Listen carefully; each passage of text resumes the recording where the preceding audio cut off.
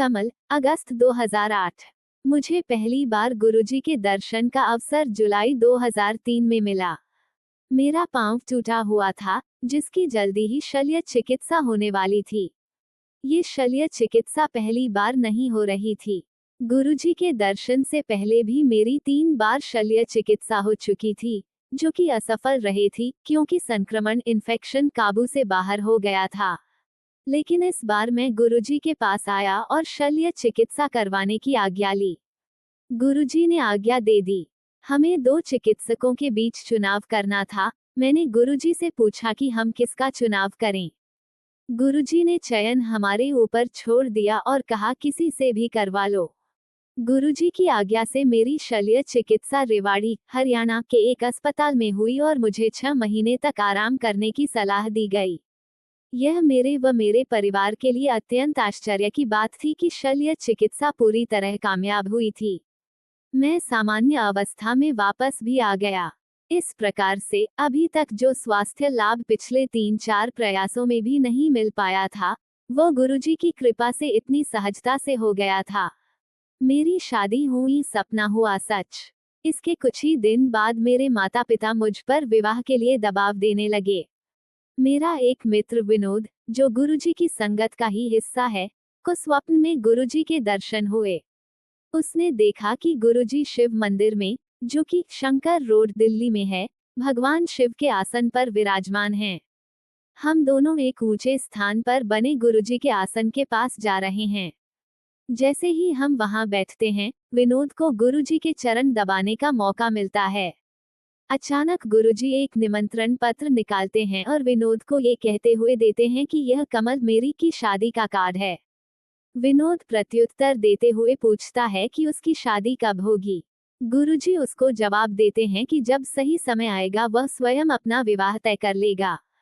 साथ ही गुरुजी यह भी भविष्यवाणी करते हैं, तथापि विनोद ने अपनी माताजी को खो दिया है, लेकिन उसे एक बहुत प्यार करने वाली और ध्यान रखने वाली सास मिलेंगी। ये सब मंगलवार को घटित हुआ और अगले ही दिन विनोद ने पूरे स्वप्न का वर्णन मुझसे किया। जब गुरुवार को हम मंदिर गए, गुरुजी हमें देखकर मुस्कुराए, जो कि उनकी तरफ से दिया गया एक प्रमाण था। अगले ही दिन मेरा परिवार लड़की के परिवार से मिला। ये दोनों ही परिवारों की पहली मुलाकात थी। शनिवार के दिन में वापस संगत में गया और विवाह के लिए गुरुजी की आज्ञा और आशीर्वाद लिया और सभी विवाह संबंधित कार्य शीघ्रता से आरंभ कर दिए। रविवार को मेरी सगाई हुई और 1 सप्ताह से भी पहले गुरुवार को मेरा विवाह भी संपन्न हो गया। जब मैं शुक्रवार को मंदिर पहुंचा और मैंने गुरुजी को विवाह के बारे में बताया, उन्होंने बहुत अच्छे, बहुत अच्छे, बहुत अच्छे कहा। गुरुजी के ये पवित्र वचन अविस्मरणीय हैं और सदैव हमें इस बात से आश्वस्त करते हैं कि उनकी कृपा सदैव हमारे साथ है। जब मेरी पत्नी पहली बार मेरे साथ गुरुजी के मंदिर गई, गुरुजी ने उसे जा ऐशकर कहकर आशीर्वाद दिया। अगर मेरे विवाह में कोई भी प्रामाणिकता है, तो कोई भी अनुमान लगा सकता है कि गुरुजी के स्वप्न सिर्फ स्वप्न नहीं होते, वह गुरुजी के साक्षात दर्शन के ही समान हैं। गुरुजी का एक स्वप्न जो हकीकत बन गया, मेरा विवाह एक ऐसा ही प्रकरण है। गुरुजी के महासमाधि लेने के बाद तथा दिवाली के 1 सप्ताह पहले, नवंबर 2007 में मुझे गुरुजी के दर्शन हुए। मैंने एक बड़ा मैदान देखा, बड़े मंदिर की माप से 10 गुना बड़ा, जिसमें एक ही कमरा है जहां गुरुजी अपनी गद्दी पर बैठे हुए हैं। गुरुजी किसी बड़े समारोह की तैयारी के लिए लोगों को निर्देश दे रहे हैं। वो हजारों जवान सेवादारों को संगत को नियंत्रित करने व संभालने के लिए आदेश दे रहे हैं और यह भी बता रहे हैं कि संगत लाखों में होगी। सेवादारों को आपस में संपर्क करने के लिए वॉकी टॉकी दिए गए हैं।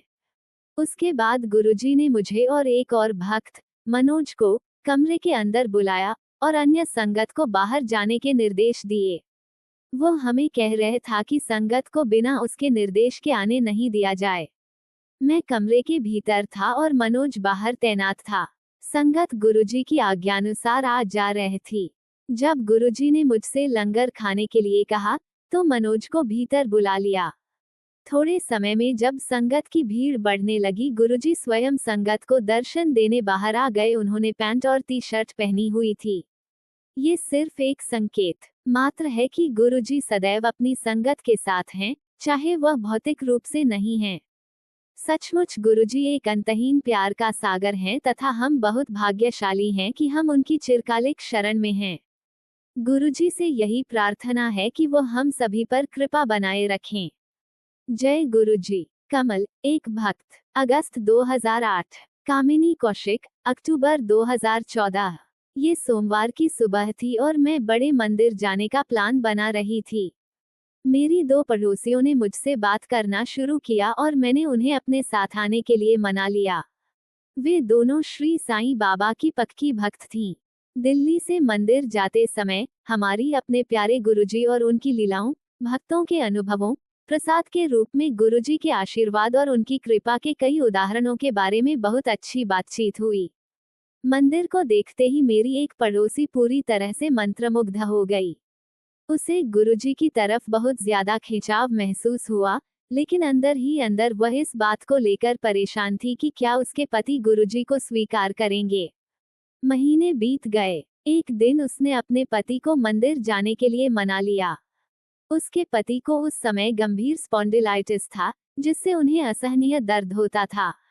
वे गए और गुरुजी ने उन पर अपना आशीर्वाद बरसाया। ऐसा लगा जैसे मंदिर में उस जोड़े के सारे कर्म जल गए हों। क्योंकि न सिर्फ उसके पति लंगर प्रसाद खाने के बाद ठीक हो गए, बल्कि उसे भी अपने दाहिने हाथ में बहुत ज्यादा आराम मिला, जिसका पहले लिगामेंट फटने के बाद ऑपरेशन हुआ था। फिर भी वे परेशान थे। श्री साईं बाबा के प्रति उनकी भक्ति, जो अब तक थी, वो अब गुरुजी की तरफ कैसे जा सकती है। मेरी पड़ोसी का पति मंदिर में इस बारे में सोच रहा था, तभी एक भक्त उसके पास आया, उसे गुरुजी महाराज की एक फोटो दी और कहा, भगवान एक है। इस तुरंत जवाब ने उनके बचे हुए सभी शक दूर कर दिए। तब से वह जोड़ा नियमित रूप से बड़े मंदिर जाता है। ऐसी है गुरुजी की कृपा।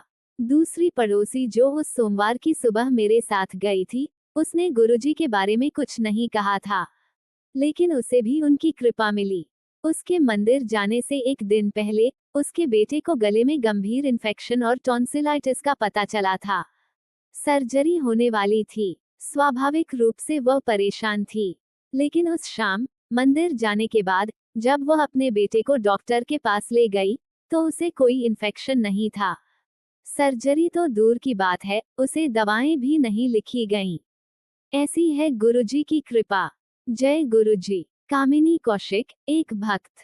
अक्टूबर 2014। कामिनी कौशिक, जुलाई 2015। एक महिला संगत की हालत बहुत खराब थी और उनकी सेहत बिगड़ती जा रही थी। एक रात वो अचानक बेचैनी महसूस करने लगी। ऐसा लग रहा था जैसे उनके शरीर में से जोर से और तीखे आवाजें आ रही थी। चिकित्सकों और नर्सों को कुछ समझ नहीं आ रहा था। उस महिला और उनके पति को गुरुजी में पूरा विश्वास था, पर वे परेशान थे। वो महिला ठीक से बात नहीं कर पा रही थी, पर इशारे से उन्होंने अपने पति को गुरुजी की एक सफेद चोले में स्वरूप उनको देने को कहा और उस स्वरूप को अपने सीने पर रखा। और फिर वो कहती हैं कि गुरुजी के निर्देश अनुसार उनकी एक पीले चोले में स्वरूप अपने हृदय पर रखा। तब तक किसी चिकित्सक को ये समझ नहीं आया था कि उन महिला का हृदय ठीक से काम नहीं कर रहा था, लेकिन गुरुजी उन महिला की रक्षा के लिए पहुंच गए थे। उन महिला को सांस लेने के साधन पर डाला गया और उनके इको और ईसीजी टेस्ट कराए गए, जिनसे पता चला कि उनका हृदय बहुत खराब हालत में था। जरूर गुरुजी ने ही चिकित्सकों का निर्देशन किया होगा, क्योंकि जितने दिन वो महिला अस्पताल में रही थी, चिकित्सक उनका रोग निर्णय ही नहीं कर पाए थे। कुछ समय बाद वह अपने आप सांस ले पा रही थीं, और गुरुजी की कृपा से एक हफ्ते के अंदर वह डिस्चार्ज भी हो गईं। डिस्चार्ज से पहले उन महिला को एहसास हुआ कि गुरुजी की सफेद चोले में जो स्वरूप था वो मिल नहीं रहा था। उन्होंने लॉन्ड्री विभाग में भी पता किया, पर वे भी कुछ नहीं जानते थे। वो महिला बहुत परेशान हो गई, पर घर तो उनको जाना ही था। अगली सुबह जब वो उठी तो उनको ऐसा लगा जैसे उनकी पीठ पर कुछ चिपका हुआ था। वो गुरुजी की स्वरूप था। गुरुजी की कृपा तो देखिए, अस्पताल में नर्सों ने उनके कपड़े बदले थे, घर आकर उन महिला ने अपने कपड़े बदले, फिर भी गुरुजी का स्वरूप किसी को नजर नहीं आया था। अपनी संगत के साथ ऐसे रहकर गुरुजी ने जरूर उनका कल्याण किया होगा। गुरुजी हम सबसे प्यार करते हैं।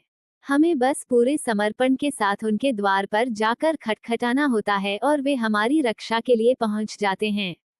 लव यू गुरुजी। कामिनी कौशिक, एक भक्त। जुलाई 2015।